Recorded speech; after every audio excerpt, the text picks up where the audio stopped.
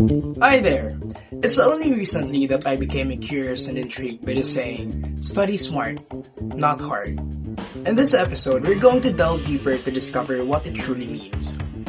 You know, coming from the perspective of a non-genius, normal IQ person, I've always wondered what it truly meant. Like, how do you actually find the shortcut to studying? I used to think studying was such a time-consuming activity, so I started to ask myself, does studying smart mean cheating or focusing only on grades instead of learning? We've all been there, entering college with too many deadlines, not enough time, and that habit of cramming the night before an exam? Absolute trauma! Truth be told, entering CDU in a program that required solid academic skills was a rough start, especially since I did not have a good study habit in high school. It even reached a point where I thought of quitting. But over time, I made an effort to assess the environment I was in and to come up with a plan, not just to stay within the curve, but to actually break the secret of the system. So in this video, I'll share how I manage my studies, my time, and how I stayed disciplined enough to avoid getting that very scary 3W. Let's start with the very first thing. Figure out your study style. Some people study better digitally, while others need to write things down. Personally, I'm with the physical notes. Why? The haptic factor. I think there's some magic in my hands because when I flip through pages, it registers in my brain. During an exam, I can recall exactly which page the answer is on. So I print all the study materials handed to us every chapter, some in the form of PPTs, others from the reference book. I highly suggest reading and studying from the book because it has cohesion. Unlike studying straight from the trances, where you will end up just memorizing content. And that's undesirable. Remember, understanding, memorizing. Understanding will always be higher. What helped me complete my hard notes are two things, a 6-hole spuncher and a ring notebook with plastic rings. They keep all my materials organized and easy to flip through anytime. Writing and highlighting help me remember details better, but the point is, explore, experiment, and find what fits you. Digital or handwritten, it doesn't matter, as long as it helps you understand what you are studying. Moving on to the next, time management. This one decides whether you will have a calm week or a stressful one. You have to understand that when you start delaying, everything piles up.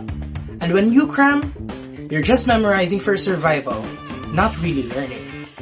That's why I live by the mindset that discipline beats motivation. Motivation gives you the spark of endorphins to perform at your best for a moment. But the problem is, it fades. Discipline, on the other hand, gets you to open your notes even when you don't feel like it. To stay organized, I use Google Calendar to block study hours and deadlines. I also keep to-do lists in my notes app for each subject. Seeing everything laid out gives me a clear view of what needs work and what's already done. Different courses demand different study styles. For example, in the first semester of my second year in medical technology where I am currently enrolled, medical technology laws and bioethics require a lot of memorization. They are packed with sections of laws, revisions, names, and dates. It's unbelievably harsh, but laboratory management is a different story. It seems easy to absorb at first, but when exams come, the questions get tricky, and one single word you fail to notice can completely change your analysis and answer. And that leads us to the essence of the saying, study smart, not hard. It's not about how many times you read the material, but about the actions you take to efficiently absorb the content and retain the information effectively. That's how you study smart. Because I believe the best way to learn is through experience. You will surely absorb information by reading, but you also have to understand that your duty as a student is to answer exams, and that means you will be faced with questions. Your technique should shift from simply reading to actually practicing exam questions. Think like you are about to go to war. How will you win the battle? With that, here's my 3-step study process. Step 1.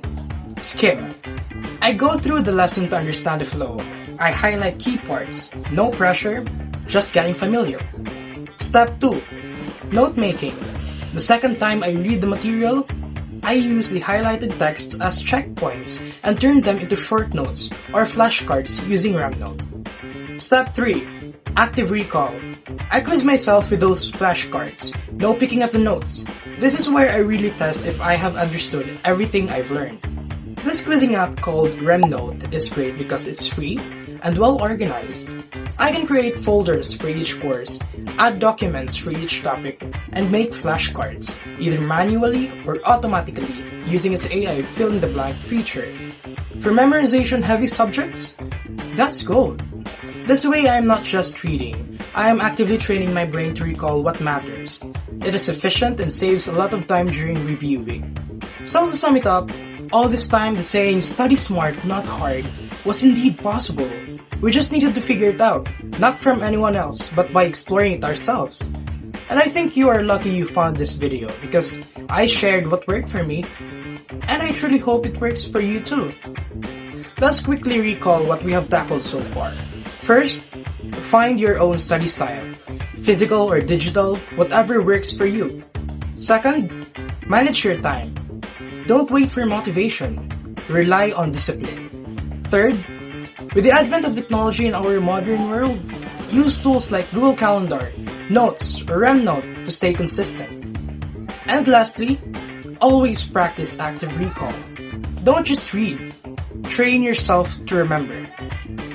I am completely aware that bigger waves and stronger storms await in my academic journey. And not to sound like a know-it-all person, but all the techniques I have shared have worked for me. And here's proof.